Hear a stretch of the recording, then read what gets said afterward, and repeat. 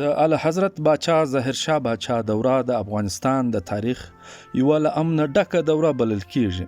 خو دا دوره څنګه او ولې په بدبختیو او ناورینونو په راتګ سره تمامه شوه؟ د دې بدبختیو او ناورینونو بهرني او داخلي لاملونه څه وه؟ دا هر څه د دې لړۍ په دویمه برخه کې کتلی شئ.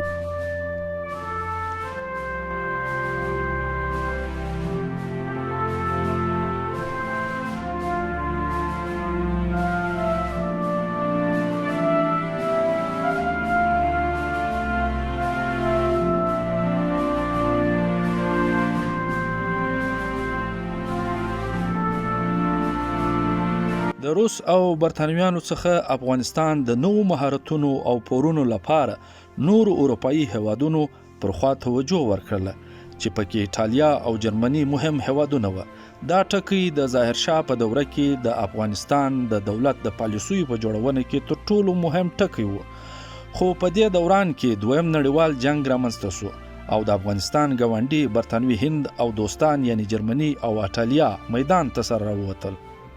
که څه هم په دغه جنگ کې افغانستان ناپیلی یعنی غیر جانبدار پاتې شو، خو بیا هم دغه جنگ پر افغانستان سخت ترینه ناوړې پایلې پرېښودې.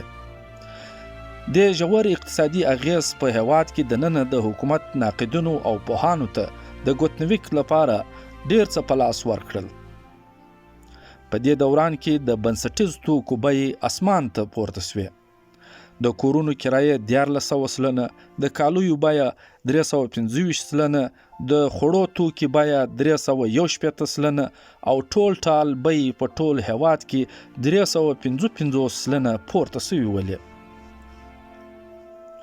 دغه حالت ته په کتو سره سیاسي اصلاحات د روشنفکرانو په اند نور د نظریاتي عقیدې لپاره نه بلکې د ژوندي پاتې کېدو لپاره اړین وو.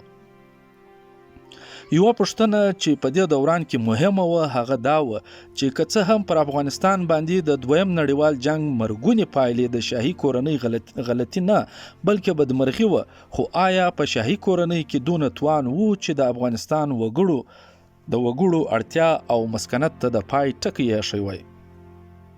افغان روشنفکرو او پوهانو د 18مې پیړۍ د یو مشهوره جرمن فلسفي ژان ژواک روزو د ټولنیز تړون یعنی سوشل کانټریکټ لاندې پوښتنې او غوښتنې پیل کړې چې که په شاهي کورنۍ کې دا توان نه وي نو دوی بیا دا حکومت ولی حق هم نه لري. تر دې لا بده دا و چې په اکتوبر کال 1941 کې برتانیې او شوروي اتحاد هم د افغانستان څخه غوښتنې پیل کړې چې ژر تر ژره د ایټالیا او جرمني سره خپلې همکارۍ ته د پای ټکی کښیږدي، که نه وي نو پوځي مداخلات ته دې چمتو سي.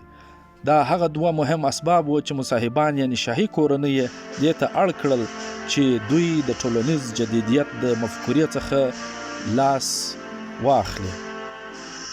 هاشم خان چې دې ته نه و چمتو چې د جدیدیت له مفکورې څخه د لاس واخلي، اړ کړل سو چې په کال 1946 کې د لومړي وزیر له دندې څخه ایسته سي او پر ځای د بل ورور شاه محمود لومړی وزیر وګمارل سو. روشنفکران چې د ټولنیز او سیاسي اصلاحاتو د راوستلو لپاره خوځښتونه کول مصاحبانو غوره وګڼله چې تر یوه حده پورې دوی ته په واکمنۍ کې شراکت ورکړي. دا د افغانستان په تاریخ کې د ولسواکۍ د لومړۍ دورې پیل بلل کیږي. د شاهي کورنۍ څخه د خلکو لخوا د اصلاحاتو غوښتنه د دویم نړیوال جنگ وروسته بیخي ډیره زیاته شوې وه.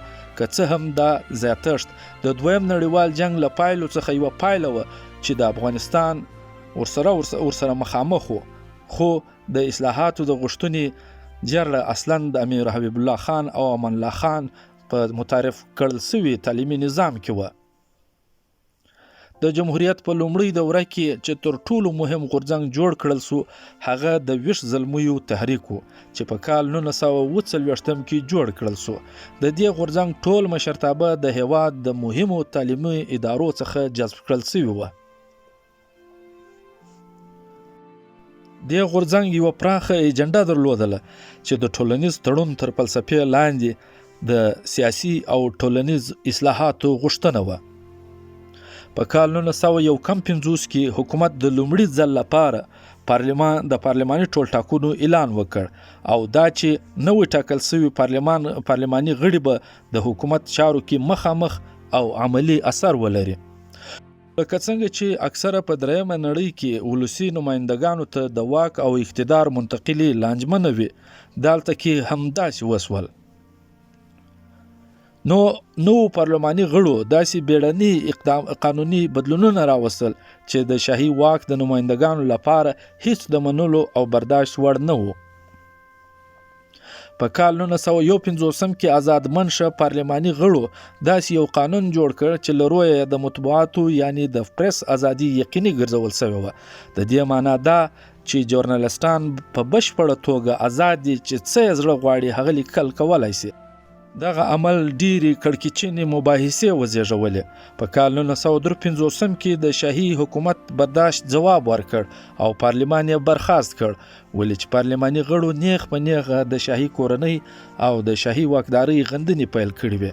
د سیاسي ناکراریو د مخنیوي او د شاهي واکدارۍ ترڅنګ د یو پارلماني حکومت د درلودلو لپاره د ظاهرشاه د اکا زوی سردار محمد داود خان په کال 1953 کې د یو مطلق العنان لومړي وزیر په توګه راپورته کړل شو.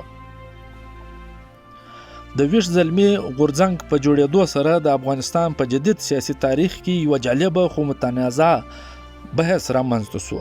دا بحث جالبه ځکه و چې په افغانستان کې د پښتو ژبې او د پښتنو د ټولنې سیاسي حقوق ته پاملرنه کې شوې وه. متنازع بیا په دې و چې د غیر پښتنو دا ګیله وه چې دا د دوی سره تعصب دی. د غیر پښتنو د افغانستان په سیاست کې د پښتنو اثر و رسوخ او د حکومت او غورځنګ د پښتونستان تحریک سره مرسته او مده نه خوښه ده، ځکه نو دوی دغه غورځنګ ډیر ژر په دړو وویشي.